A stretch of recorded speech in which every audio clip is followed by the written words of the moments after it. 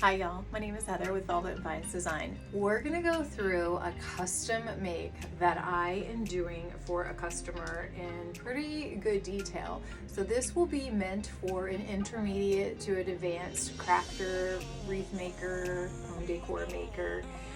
And this is a custom piece that is gonna stand for 3 pieces. I'll explain all of that now, and then we'll go through me making it, and I'll speed up a lot of the areas but bring detail where you need it.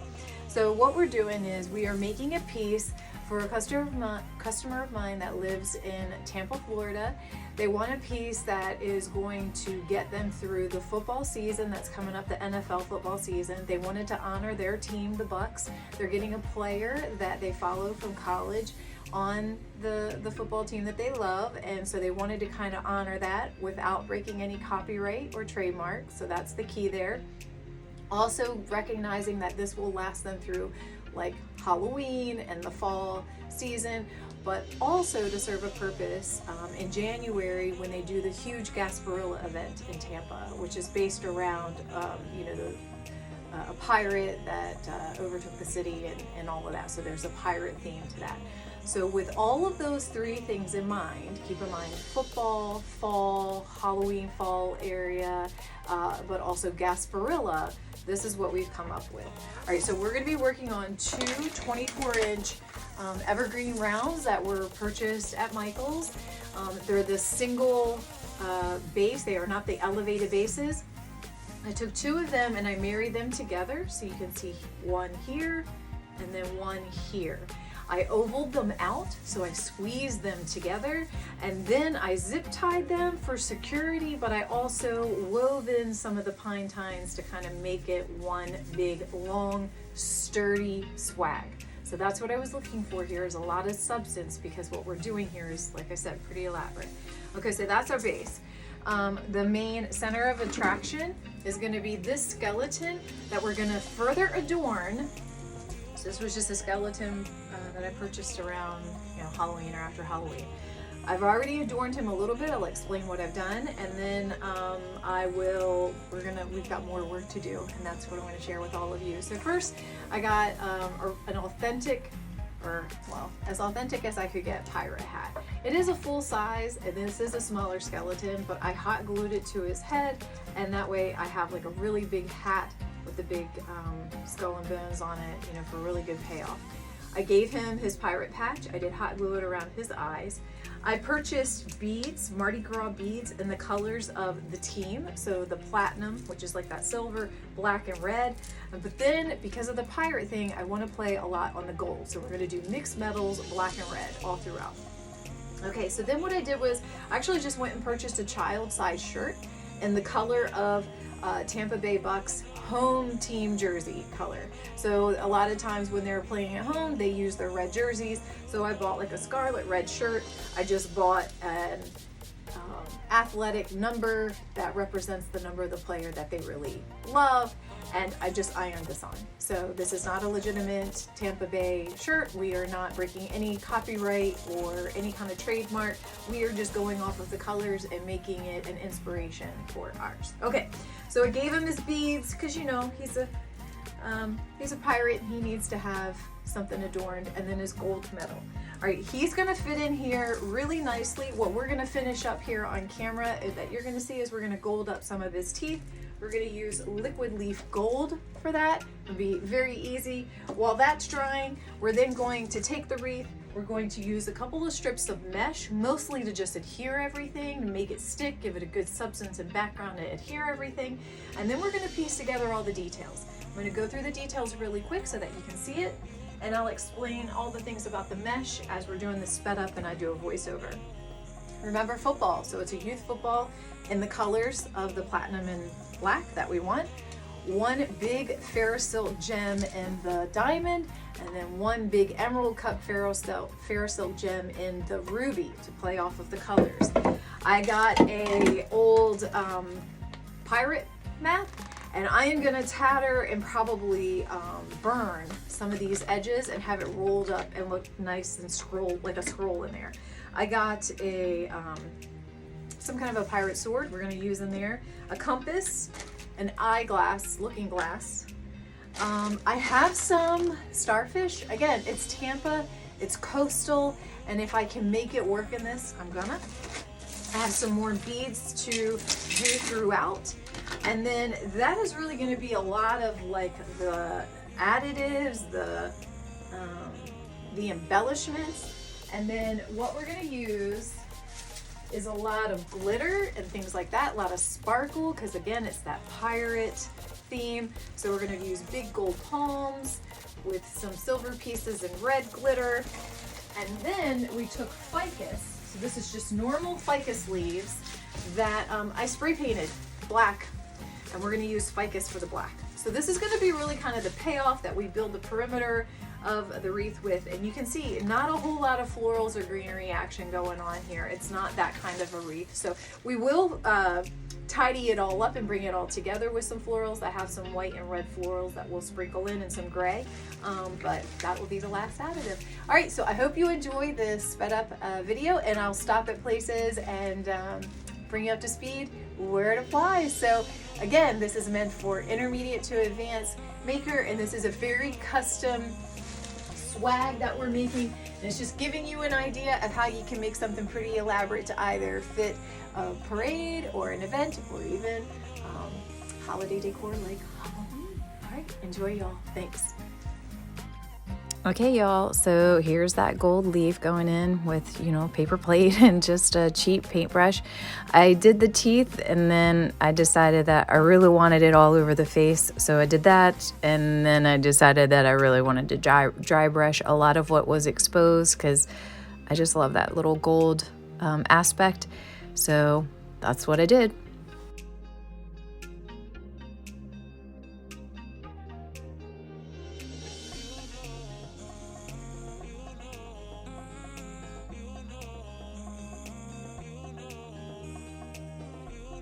So now it's mesh time. I'm not a huge fan of mesh, but I do love to use it in over-the-top pieces when you have a lot of elements, because it really gives you something to stick things to.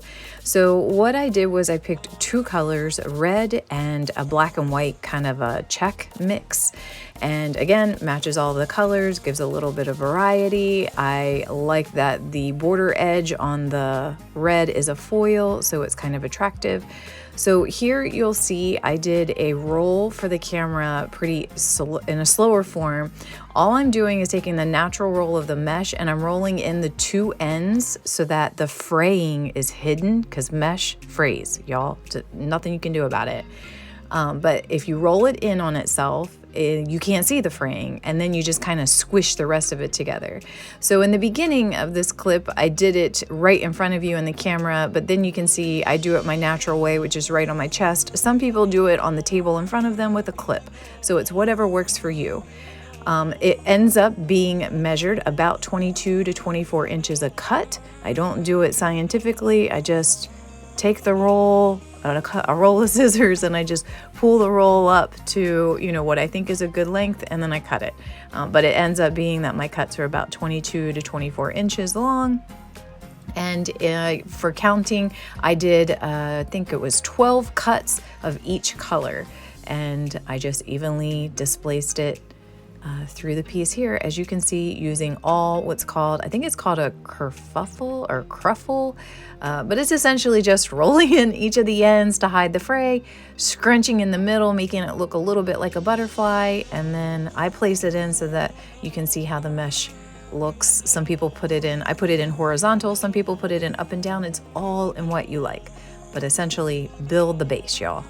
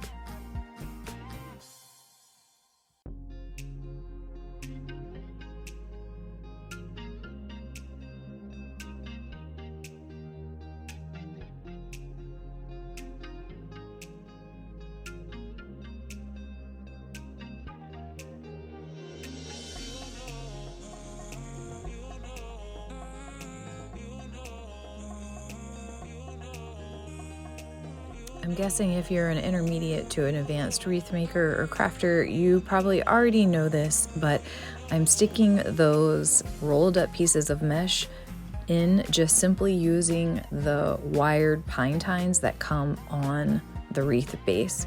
And I just twist it like a bread tie, give it 2 or 3 really good twists, and that's how it's held in there. The middle pieces are just twisted into the pine tines and on the cross sections. So remember, go back to the beginning, I have put together 2 wreath forms, squeezed them together to oval them out to make the swag. So I'm filling in the center there. I'm just using the pieces that were from the cross sections.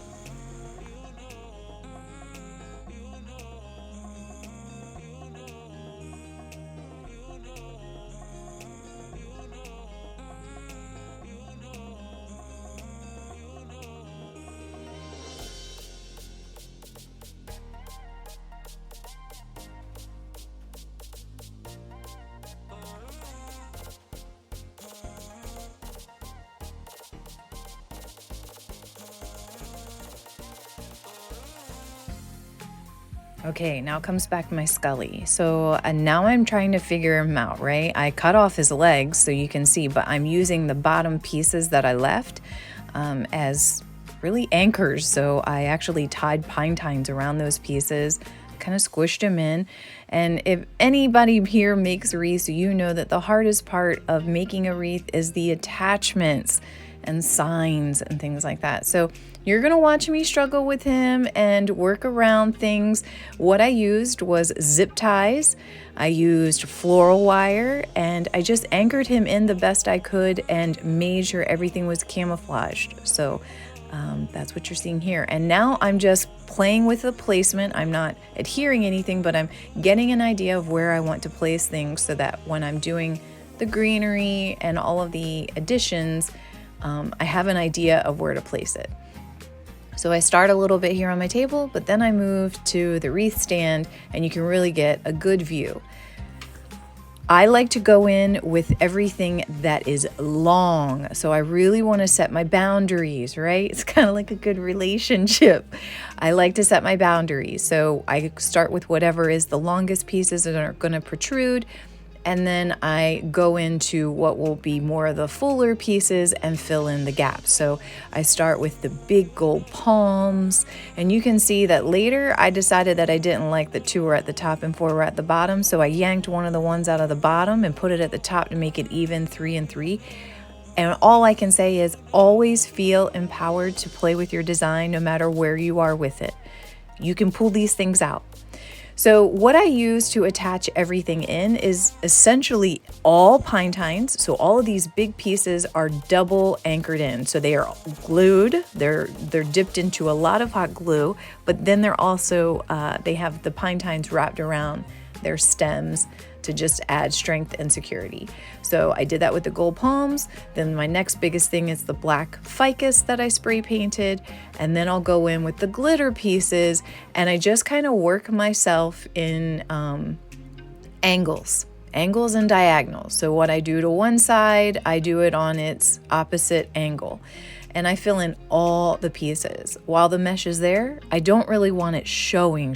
I don't want it to be a part of the showcase of the design. I just wanted it to be there to adhere things to. So my goal is to cover that up. But you know, you always can design any way that makes you happy and you find beauty.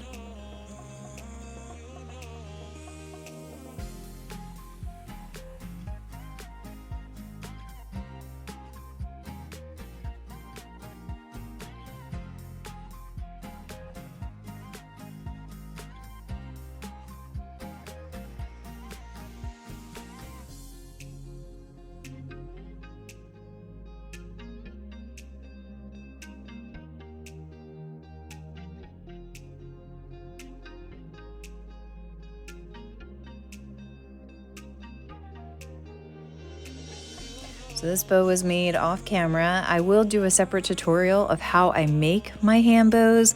There are quite a few great tutorials out there from great designers like Candy Young of Candy's Creations, Fancy or Jackie of the Fancy Front Door, so you can check them out, but I'll also be putting my own out. But I just made a really nice bow using great ribbon. I don't have to use a lot of the ribbon, but it is great quality ribbon. I use designer, so I have a black and white check with a gold edge, and then I use this really long kind of curled tail, and that's in a 4-inch ribbon. Then I used a red velvet and a 2.5-inch ribbon, and then I used a platinum kind of a diamond dust. All of that is fair silk ribbon, every bit of it, so it's fantastic. Love it. Great wire. And then what I did after I made the bow, and I started to kind of play with the gems and get the gems in there, I did decide later to add a little bit of that great ribbon to the top around the hat, just to give it really nice, just a look up there too, so you can see the ribbon kind of tied all together. And all I did was just a cut to make a tail out of the 4-inch and the 2.5-inch, and then I took the 1-inch diamond dust and I just made a one single loop and I curled up those tails. So just made it kind of a cute little splash of the ribbon at the top. You can certainly do waterfalls down the side. You can do whatever you wanted, but I used great quality ribbon and just kind of used it sparingly. So here I'm going in with more attachments like the football, and I want him to look like he's holding it. So I anchored the football in to the back, but then I, hot glued his hand to it. Then I put in his sword, and I really want him to look like he's holding these things. I don't want them to look like they're just stuck in the wreath. So you can see me just kind of playing with that and then adding in all the attachments and the embellishments. This is the fun part, y'all, really making it have personality. And I love hidden gems, and I'm not just saying that because it's a pirate wreath and I'm using gems, but I just mean I love it when my customer looks at their wreath 2 and 3 times and each time sees something new in there. So there's a compass being added, there's an eyeglass, there's a rolled up treasure map, so nice embellishments.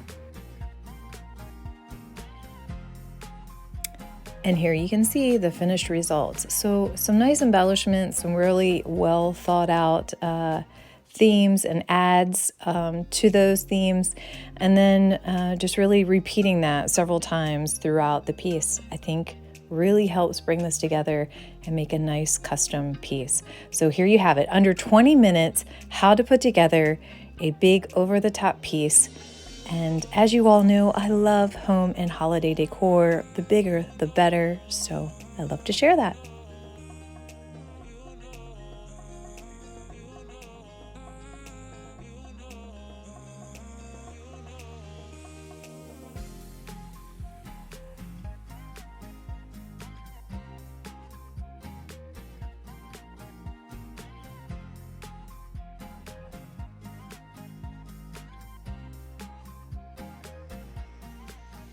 If you enjoyed it, I hope you subscribe and follow me for more.